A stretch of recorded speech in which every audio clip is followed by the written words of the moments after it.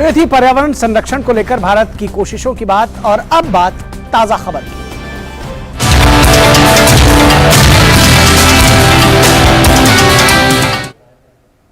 Banda jail में बंद mafia Mukhtar Ansari को 32 साल पुराने बहुचर्चित अवधेश राय हत्याकांड में वाराणसी के एमपी एमएलए कोर्ट ने दोषी करार दिया है। 3 अगस्त 1991 को वाराणसी के लहुरावीर इलाके में रहने वाले कांग्रेस नेता अवधेश राय की गोली मारकर हत्या कर दी गई थी। पुलिस की चार्जशीट, लंबी जिरह और गवाही के बाद विशेष न्यायाधीश अवनीश गौतम की अदालत ने माफिया मुख्तार अंसारी को दोषी करार दिया है। आज दोपहर 2 बजे सजा का ऐलान होगा। बीते 1 साल में मुख्तार अंसारी को 4 मामलों में सजा सुनाई जा चुकी है, लेकिन इन सभी मामलों में अवधेश राय हत्याकांड का मामला सबसे बड़ा और सबसे बड़ी सजा के प्रावधान का है। ऑनरेबल कोर्ट जो है ठीक 12 बजे कोर्ट में आके बैठी और जो है एक्यूज जो मुख्तार अंसारी जो चेहरा उनका कोर्ट की तरफ था, उनको उन्होंने वीडियो कॉन्फ्रेंसिंग से लिया और उनको जो है ये कहा कि आप जो है इस मामले में 145 और 302 में दोषित करार दिए जाते हैं। और सजा के प्रश्न पे उस वक्त सरकारी वकील जो लोग थे और जो मृतक अवधेश राय के जो भाई हैं, जो पूर्व मंत्री रहे, वो भी कोर्ट रूम में थे। उनके जो पर्सनल एडवोकेट अनुज यादव थे वो कोर्ट रूम में थे। काफ़ी संख्या में एडवोकेट थे और कोर्ट ने उस दोषसिद्धि पे जो सजा पे 2 लंच बाद पे रखा है। मतलब 2 ही सजा। देखिए, एक चीज जान लीजिए कि 302 जिस पे जो आरोप इनके ऊपर दोषित करार दिए, इसमें आईपीसी में सिर्फ 2 ही सजा है, आजीवन कारावास या फांसी। तो अब ये तय हो गया है कि लंच बाद उनको 2 सजा में से 1 सजा दी जाएगी, या तो आजीवन कारावास होगा या तो फांसी होगा। पूर्व विधायक अजय राय जी ने 5 अभियुक्तों के खिलाफ मुकदमा पंजीकृत कराया था, जिसमें कि मुख्तार अंसारी, भीम सिंह, कमलेश सिंह, पूर्व विधायक अब्दुल कलाम और राकेश नाइक के खिलाफ मुकदमा पंजीकृत कराया था।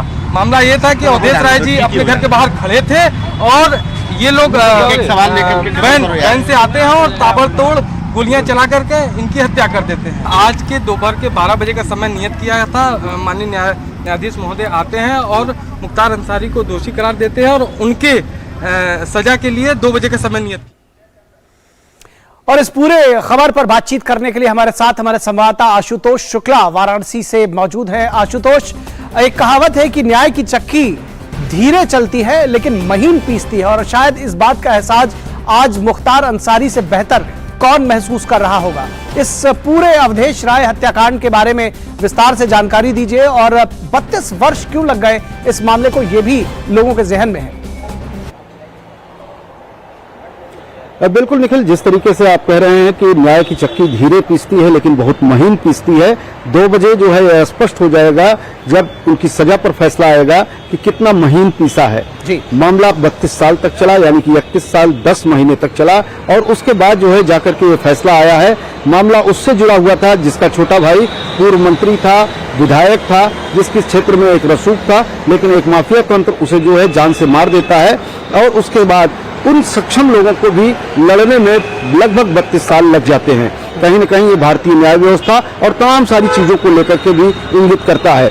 जिस तरह से 32 सालों में इसमें 5 अन्य अभियुक्त थे जो जिनके ऊपर मुकदमा चला, जिसमें 2 दिवंगत हो चुके हैं। मामले की पत्रावली जो ओरिजिनल थी वो गायब हो गई, लेकिन यह पत्रावली फोटोकॉपी की पत्रावलियों पर जो है पूरा मुकदमा सुना गया।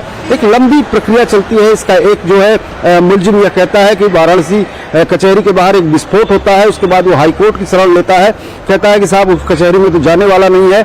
मुकदमा काफी दिनों तक स्थगित रहता है, लेकिन फिर शुरू होता है।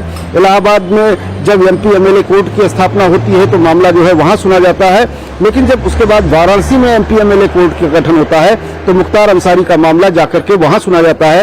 और आज जब 12 बजे उन्हें सुनाया गया है तो कहीं न कहीं से न्याय और कानून का जो इकबाल होता है वो एस्टेब्लिश होता हुआ, वह स्थापित होता हुआ दिखाई दे रहा है। क्योंकि जिस तरीके से जब मामले होते हैं काफी लंबे चलते हैं और उन्हें सजा नहीं होती है, तो निश्चित रूप से जो अपराधी हैं, माफिया हैं, उनका मन जो है वो बढ़ता है, उनमें भय कानून का नहीं रहता है। लेकिन आज का ये फैसला और साथ में कितनी सजा दी गई है, इसको लेकर के जब 2 बजे के बाद फैसला आएगा तो निश्चित रूप से जो सरकार का प्रयत्न है माफिया तंत्र को समाप्त करने का, कहीं न कहीं उस पर जो है एक प्रभावशाली रोक लगाने में सरकार को और मदद मिलेगी। निखिल। निश्चित तौर पर आपने जो आखिरी बात कही कि जो सरकार का प्रयत्न है माफिया तंत्र पर लगाम लगाने का, उत्तर प्रदेश में विशेष तौर पर यह देखा गया है कि लगातार एक अभियान चलाया गया है और अब अदालतों से लगातार इस तरह के फैसले आ रहे हैं। समझना चाहेंगे मुख्तार अंसारी के लिए कितनी बड़ी मुश्किल है, पिछले 1 वर्ष में 4 अन्य मुकदमों में उसके खिलाफ फैसले आए हैं। देखिए, मुख्तार अंसारी, अगर हम थोड़ा सा पूर्वांचल का आपको भूगोल बताते हुए और साथ में इतिहास बताते हुए, लगभग 5 साल पहले तक जो भी राज रहा है, जो भी सरकारें यहाँ पर रही हैं, उनका संरक्षण किसी माफियाओं को रहा है। ये माफिया तंत्र पूरी तरह से आर्थिक तमाम कार्यों में लिप्त होते थे, चाहे वो कोयले के जो है वितरण हो, चाहे रेलवे के ठेके हों, चाहे अन्य ठेके हों, तमाम सारे ऐसे काम थे जो उनके अर्थोपार्जन के लिए होते थे, जहां पर सरकार में बैठे लोग जो है कहीं न कहीं सहयोग करते थे। और यही कारण था कि वो जो है पूरी तौर पर सरकार और सरकार के लोगों की मदद करते थे और खुद मदद भी लेते थे, लेकिन आम लोग जो है उससे प्रभावित होते थे और माफिया तंत्र मजबूत होता था। इस तंत्र को कमजोर करने के लिए पिछले 5 या 6 सालों से मैं कहूं, लगातार मुख्यमंत्री योगी आदित्यनाथ के नेतृत्व में जो सरकार है उसने काम किया है। उनके आर्थिक तंत्र को तोड़ने के लिए कई स्तरों पर लगातार काम होता जा रहा है। और सबसे बड़ी बात निखिल यहाँ यह है कि किसी भी माफिया के खिलाफ जो गवाहियां होती थी, अक्सर वो जो है अदालतों में जाने से पहले होस्टाइल हो जाया करती थी जी। लेकिन जब होस्टाइल नहीं हो रही है तो निश्चित रूप से सरकार की जो सुरक्षा की बात है वह कहीं न कहीं एस्टेब्लिश होती है, स्थापित होती है।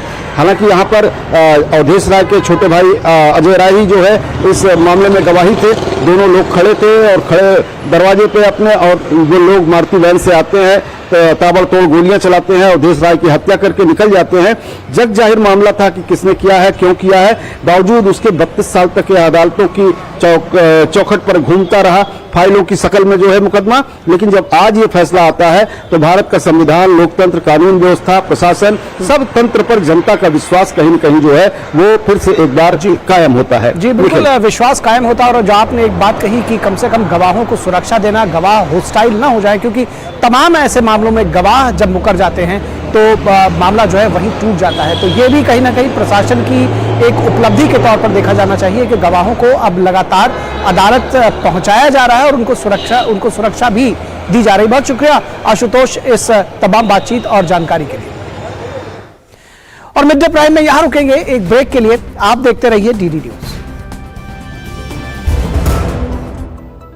जन औषधि केंद्रों पर मिलने वाली दवाओं की कीमत, बाजार में जो दवाएं